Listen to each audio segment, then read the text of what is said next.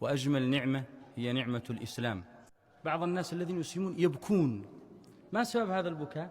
الفطرة السليمة تنهض، لأن النبي صلى الله عليه وسلم يقول: كل مولود يولد على الفطرة فأبواه يهودانه أو يمجسانه وينصرانه. فعندما يسلم هذه الفطرة تتحرك وتنبع، فيبدأ بالبكاء. سبحان الله. فنسأل الله سبحانه وتعالى أن يديم علينا هذه النعمة حتى نلقاه.